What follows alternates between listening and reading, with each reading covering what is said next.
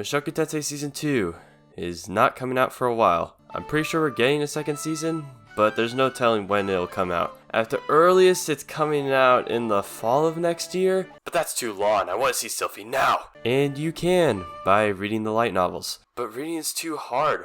Words with no pictures? What the fuck is this? Okay, fine. Then go read the manga. 1 minute, 37 seconds later. Yeah, not enough for you, is it? Wasn't enough for me. So, I decided to read ahead of the anime with the light novels, starting with Volume 7. Here are my thoughts.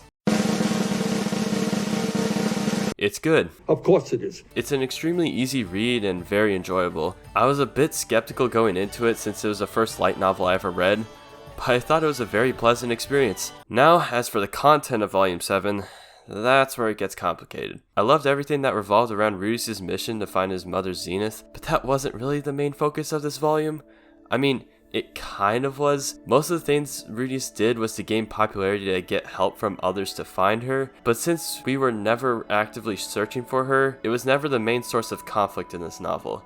That came from his adventures with the party Counter Arrow. We meet them in the beginning of the novel, and I thought the members were a joy to read about for the most part. However, as I progressed through the volume, I noticed that there wasn't much depth to these characters outside of one girl named Sarah. They all just seemed like random NPC characters you'd find in an RPG with one or two notable character traits. There were two party members that had the potential to develop into more memorable characters, Timothy and Suzanne, but I didn't really get much insight into their characters. The other two were complete throwaways, and they weren't really relevant to the story at all. Since the story mainly consists of Rudius rising through the ranks as a solo adventurer, most of our time was spent with him, and we got to understand the struggles he's going through with the whole Eris fiasco. Admittedly, his self-loathing gets a bit annoying at times, but the times where he shined really made up for those depressing moments. Going back to Sarah, I thought she was really nice to read about, and her interactions with Rudius were really enjoyable and really fun. I grew to like her even more near the end, but I felt like her character arc was cut short due to the nature of this specific volume. Unlike most volumes, most of Volume 7 sort of acts as its own standalone story. Most of the events that take place in this part are not referenced in the following volumes, so all the characters that we meet in this volume are completely irrelevant to the rest of Rudius' story. There are one or two important details that are introduced in this book, but Volume 8 covers those details immediately in the first chapter. Even the manga completely skips this part of the story, and instead just does a 2-year time skip, going from the story events in Volume 6 of the light novel to Volume 8. With that in mind, everything in this volume seemed kinda pointless, but thankfully all of Rudius' adventures were really fun to read.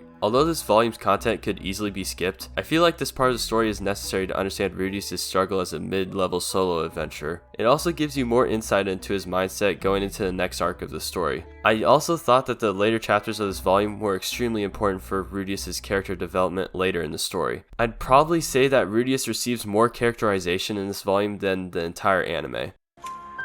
You left-wing leaning parasite. You expect me to sit here and listen to your drivel? Yes. By the end of this volume, Rudius feels like an almost completely different person than he was at the end of the anime. So if you just skip this volume like the manga did, you're left dumbfounded by Rudius' dramatic shift in personality. Instead of blaming his personality change solely on the Eris debacle, Volume 7 brings up some story elements that help this shift seem less forced and feel more genuine. Now to finally answer the biggest question behind this video. Would I recommend this volume even if you're an anime only? Of course! If you're a fan of Mushoku Tensei, you'd definitely enjoy this read. If you weren't a fan of Rudius' character in the anime and you're hesitant on going further into the story, I'd say you should probably give this volume a chance, since Rudius is a lot less of a creep from here on out. If you're willing to wait for the next season to be made, then sure, go ahead and wait. There's probably a ton of other shows you'd like that I'm sure would keep you occupied in the meantime. And if you hate Mushoku Tensei, bro, why the fuck are you watching this video?